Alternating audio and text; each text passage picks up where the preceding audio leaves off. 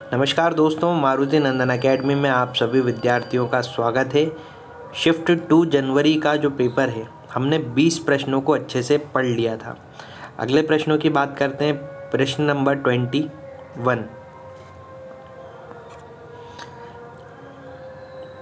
जब computer system corrupt हो जाता है, करप्ट का मतलब समझेंगे थोड़ा सा बंद हो जाता है, और ओएस का मतलब होता है ऑपरेटिंग सिस्टम, लोड नहीं कर सकता, तो उस कंप्यूटर की में स्टार्टेड संग्रहित फाइलों को पुनः प्राप्त करने के लिए क्या करेंगे। इस चीज़ को थोड़ा सा समझने की कोशिश करेंगे। मान लीजिए कि आपका मोबाइल चलते चलते बंद हो गया और यही मोबाइल ऑपरेटिंग सिस्टम है, इसके अंदर जो लगा हुआ है वो ऑपरेटिंग सिस्टम है, लोड नहीं कर पा रहा है किनको, वो फाइलों को या फिर वो फ़ोटो और वीडियो को जो इसमें ऑलरेडी थे। तो आप क्या करेंगे? तो यहाँ पर आपको ध्यान देना होगा, हार्ड डिस्क को निकालें और फाइल बैकअप लेने के लिए इसे अन्य कंप्यूटर पर स्थानांतरित कर दें। कंप्यूटर के अंदर आपको क्या करना है, हार्ड डिस्क लेनी है, उसको निकाल लेना है और फाइल को दूसरे कंप्यूटर पर डाल देना है। अगले प्रश्न, आप एक नेटवर्क पर अपने कंप्यूटर को दूसरे कंप्यूटर से कनेक्ट करना चाहते हैं।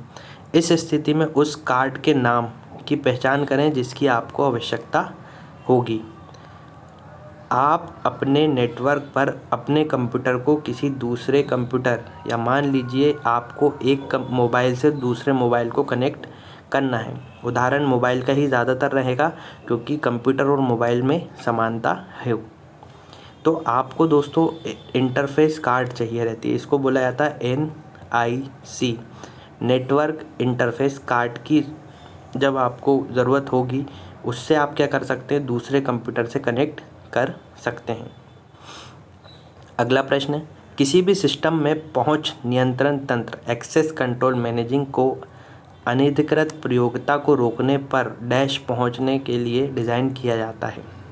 प्रतिबंध, इसको समझेंगे एक इंग्लिश वाला। Access control mechanism in any system design to prevent and restrict access unauthorise user, उन यूज़रों के लिए जो कि ऑथराइज नहीं होते उनको रेस्ट्रिक्ट मोड पर रख दिया जाता है। Pretty good privacy PGP is used in security में PDP प्राइवेसी का उपयोग किया जाता है। कौन सी सिक्योरिटी में? तो याद रखेंगे ईमेल की सिक्योरिटी में PDP, फुल फॉर्म भी याद कर लें, pretty good privacy. Which file location MS access report separate sheet को सहेजने के लिए कौन सी फाइल फॉर्मेट का प्रयोग किया जाता है। दोस्तों जो भी जितने भी ऐसे प्रश्न आते हैं जिनमें डॉट के साथ कुछ 3 से 4 शब्द लिखे रहते हैं, जैसे इसमें लिखा हुआ है SNP, .SNP का मतलब होता है एक्सटेंशन लगा हुआ है कि फाइल स्क्रीनशॉट की है। अगर लिखा रहता .MP3 तो ये फाइल जो है गाने की फ़ाइल है। डॉट लिखा रहता MP4 तो ये जो है वीडियो की फ़ाइल है। अगर .JPG लिखा हुआ रहता तो ये पक्का रहता कि आपको ये फ़ाइल जो है एक फ़ोटो है। इनको एक्सटेंशन बोला जाता है। अगला प्रश्न, लेज़र प्रिंटर डैश क्या है? लेज़र प्रिंटर एक नॉन इम्पैक्ट प्रिंटर है। अधिकांश MP3 एन्कोडिंग सॉफ्टवेयर उपयोगिता को फाइल के MP3 फॉर्मेट में कन्वर्ट करते समय क्या करते हैं? तो बिट रेट का चयन करते हैं। कौन सा प्रिंटर ऊष्मा संवेदनशील पेपर पर छवियों को बनाने के लिए गर्म पिन का प्रयोग करता है? तो जो थर्मल प्रिंटर है वो ऊष्मा संवेदनशील पेपर पर छवियों को बनाता है। अगला प्रश्न, चित्र आकार या स्क्रीन रिजोल्यूशन को मापने के लिए किस प्रकार परिभाषित किया जाता है? दोस्तों चित्र आकार और पिक्सल को जो बात करें रिजोल्यूशन को, तो आपको जितना अच्छा पिक्सल होगा उतनी अच्छी ही आपको पिक्चर क्वालिटी मिलेगी। डॉस या विंडो MI के साथ डुअल बूट वर्कस्टेशन पर विंडोज़ 2000 स्थापित इंस्टॉल करते समय और यदि 2 GB से बड़ा हो तो डैश कौन सा फाइल सिस्टम चलेगा। तो याद रखें फाइल सिस्टम चलेगा आपका FAT32। अगला प्रश्न, नेटस्केप नेविगेटर एक प्रकार का क्या है। ये प्रश्न सीधा सीधा आ सकता है, जैसे हम पूछ सकते हैं क्रोम ब्राउज़र क्या है। तो वो क्रोम जो है क्या है, एक ब्राउज़र है, इसलिए यही पूछा है। डायरेक्ट प्रश्न है नेटस्केप नेविगेटर क्या है, तो आप लगा देंगे एक ब्राउज़र है। अगला प्रश्न, वेब पेज पर यदि आपका पॉइंटर अचानक एक हाथ के आकार का बदल जाए तो क्या मिला। दोस्तों जैसे आपने कभी कंप्यूटर चलाया होगा तो आपको ज़्यादातर माउस के अगर देखें तो आपको ये वाला एरो देखने को मिलता है, पर यही एरो अगर चलते चलते अगर एक हाथ के निशान बना ले तो उसे क्या मिला है, एक हाइपरलिंक मिला है। ये ध्यान रखिएगा आप। पेज ब्रेक MS वर्ड 2016 में किस टैब में उपलब्ध होता है।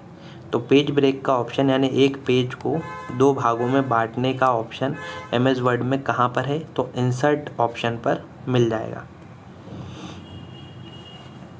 पावर पॉइंट 2016 प्रस्तुतिकरण यानी प्रेजेंटेशन बनाने के लिए उपयोग किए जाने वाला सबसे तेज़ तरीका कौन सा है। दोस्तों सबसे तेज़ तरीका कौन सा है पूछ रहा है, तो आपको समझना होगा टेम्पलेट्स क्या होते हैं। टेम्पलेट्स वो पेज होते हैं जो कि पहले से ही बने हुए होते हैं, उनमें हमें केवल डेटा को, जैसे मान लीजिए एक आपने प्रमाण पत्र बना लिया है जिसमें आपने पूरी डिटेल पहले से ही भरी है। अब आप केवल उन उम्मीदवारों के नाम भरते जाएंगे जो प्रथम द्वितीय और तृतीय आए हैं, उन्हें टेम्पलेट कहा जाता है।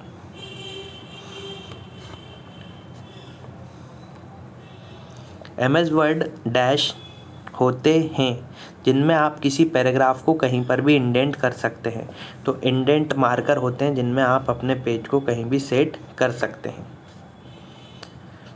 MS वर्ड 2016 में लाइन स्पेसिंग की ड्रॉप डाउन लिस्ट को खोलने पर वह कितने स्पेस का विकल्प देती है। तो यहाँ पर 6 विकल्प आते हैं। दोस्तों समझेंगे पहले होता क्या है, लाइन स्पेसिंग क्या है। दोस्तों मान लीजिए 3 लाइन है, इन तीनों लाइनों के बीच में कितना स्पेस है उसे लाइन स्पेसिंग कहा जाता है। अब यहाँ पर इसमें कितने ऑप्शन होते हैं, तो दोस्तों पहला होता है एक का मतलब होता है लाइनों के बीच में 1 पॉइंट का गैप है। दूसरा होता है 1.5 यानी लाइनों के बीच में 1.5 का स्पेस है। एक होता है 2 का स्पेस, एक होता है 2.5। ऐसे करते करते 6 ऑप्शन हमें लाइन स्पेसिंग के कंप्यूटर प्रदान करता है। अगला प्रश्न है, माइक्रोसॉफ्ट वर्ड में 2019 में रिव्यू टैब में रिव्यूइंग पेन के ड्रॉप डाउन मेन्यू में विकल्पों की संख्या कितनी होती है। रिव्यूइंग पेन की कितनी विकल्प होंगे, तो दोस्तों यहाँ पर 2 विकल्प होते हैं। माइक्रोसॉफ्ट वर्ड 2013 में होम टैब में निम्नलिखित में से किस ग्रुप को अलाइनमेंट विकल्प मौजूद होते हैं। तो दोस्तों अलाइनमेंट पेज में कहाँ से शुरुआत लिखनी है। अलाइनमेंट का मतलब पेज में शुरुआत लेफ़्ट साइड से करना है, सेंटर से करना है या फिर राइट साइड से। और एक होता है जस्टिफाई। तो याद रखें पैराग्राफ को सेट करने के लिए आपको अलाइनमेंट की आवश्यकता होती है। अगला प्रश्न है, मेलिंग टेप के अंतर्गत क्रिएट ग्रुप में दिए गए आइकॉन डैश के लिए उपयोग किए जाते हैं। तो हमें लेबल के लिए उपयोग किए जाते हैं। वहाँ पर हम जब मेल वगैरह करते हैं तो उन पे लेबल देना होते हैं। MS वर्ड की देखिए पहले तो माइक्रोसॉफ्ट वर्ड में कौन कौन से हैं। Microsoft Word, Excel, power point, Outlook और MS एक्सेस। तो यहाँ पर बात कर रहा है आउटलुक की। तो माइक्रोसॉफ्ट आउटलुक में मेल भेजने के लिए किस कीबोर्ड शॉर्टकट की का प्रयोग किया जाता है। तो अल्टर के साथ S शॉर्टकट की से आप माइक्रोसॉफ्ट आउटलुक में मेल को भेज सकते हैं। आशा करता हूं दोस्तों आप सभी को यह प्रश्न समझ में आ गए होंगे। 20 प्रश्न आपके कंप्लीट हो चुके हैं। अगर आपको वीडियो पसंद आए तो लाइक करें, शेयर करें और सब्सक्राइब कर लें हमारे यूट्यूब चैनल को। आप तक जानकारी जो है पूरी तरीके से भेज दी जाएगी। डेली आपको यहाँ पर पेपर के सॉल्यूशन मिलते जाएंगे। आप चैनल को सब्सक्राइब कर लें। धन्यवाद।